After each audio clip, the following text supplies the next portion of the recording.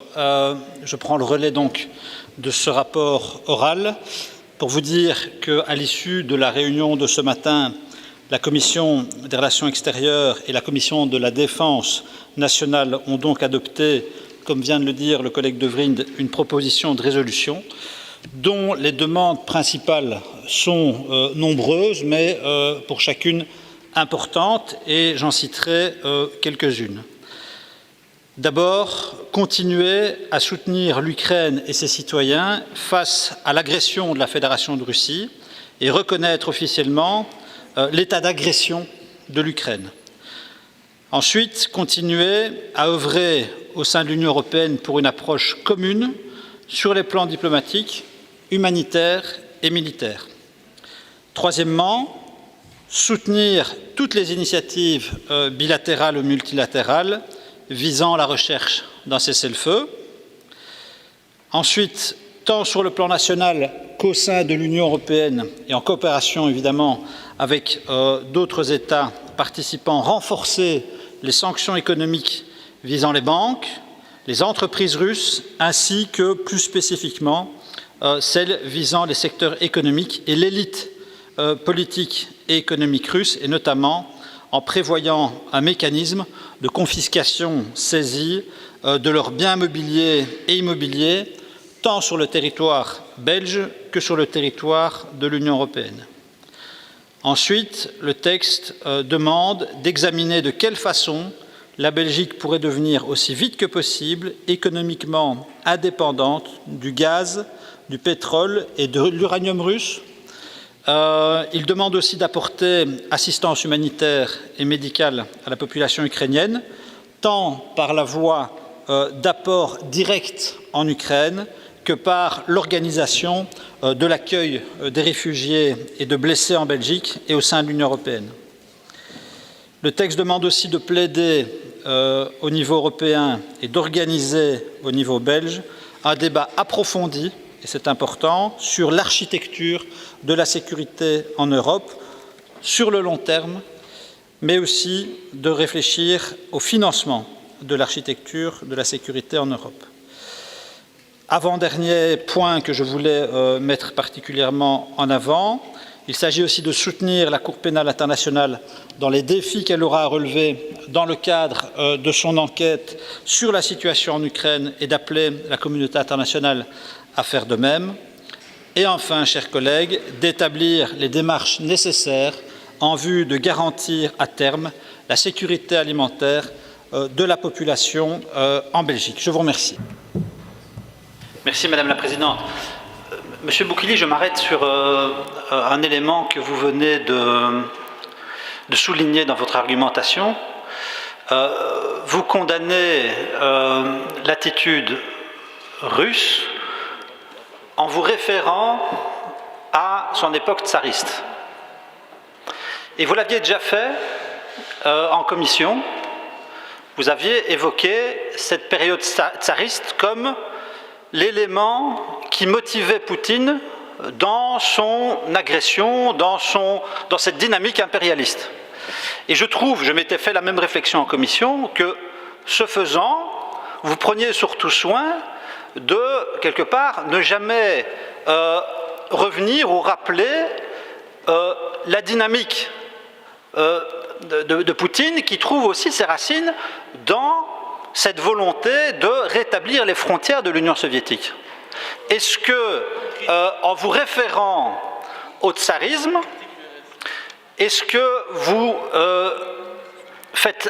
prenez soin, quelque part, de ne pas remettre non plus en question cette période de l'histoire qu'a été l'Union soviétique? Est-ce que vous êtes capable aujourd'hui à la tribune de dire oui, il y a dans le chef de Poutine la volonté de rétablir les frontières de ce qu'était l'Empire soviétique?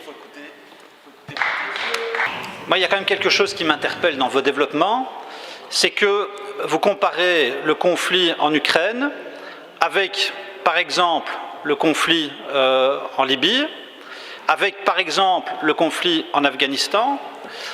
Or, il ne devrait pas vous échapper que le 11 septembre 2001, nous pensions clôturer le XXe siècle. Et nous pensions à ce moment-là entrer dans une ère de guerre asymétrique. En Libye, c'est une révolution populaire qui tourne mal. En Afghanistan, c'est un mouvement insurrectionnel qu'il a fallu endiguer et combattre. Ici, avec le conflit ukrainien, ce n'est plus le XXIe siècle, c'est le retour du XXe siècle, voire du XIXe siècle. C'est une guerre de territoire, une guerre d'agression d'un pays contre un autre. Ça n'a rien à voir. Et ces discours vaguement pacifistes, ne pas ajouter de la guerre à la guerre, ce genre de slogan, je peux l'entendre, j'y suis sensible, il n'y a pas de problème.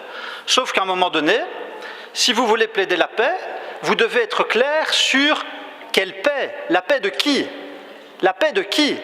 La paix de Poutine, c'est la neutralité de l'Ukraine, le désarmement de l'Ukraine et un gouvernement fantoche à Kiev. Ça, c'est la paix de la Russie.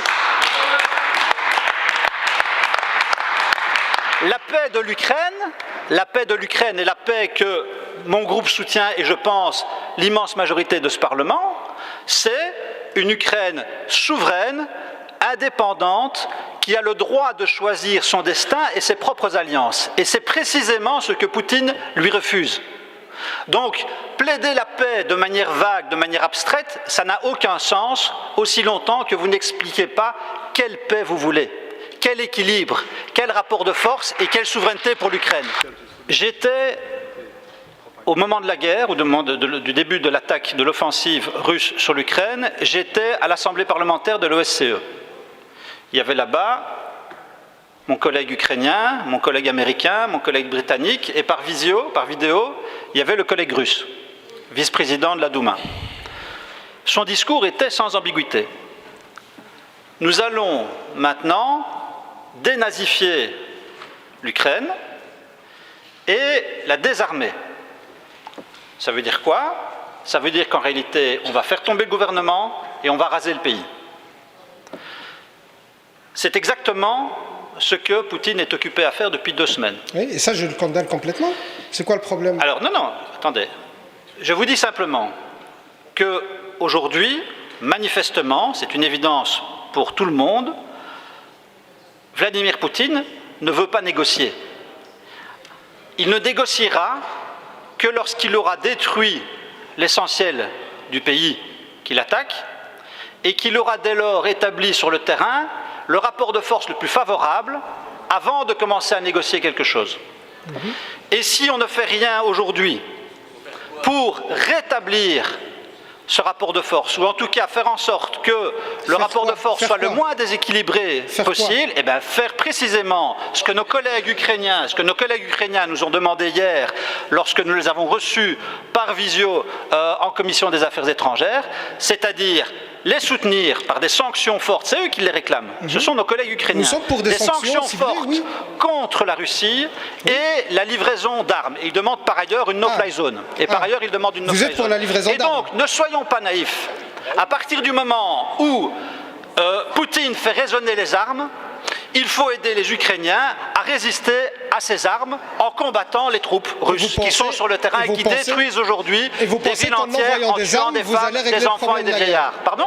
Et vous pensez qu'en envoyant des armes, vous allez régler le problème de la guerre? Ce n'est pas en leur envoyant des fleurs aux Ukrainiens que vous allez empêcher les chars russes d'avancer sur Kiev. Hein? Oui.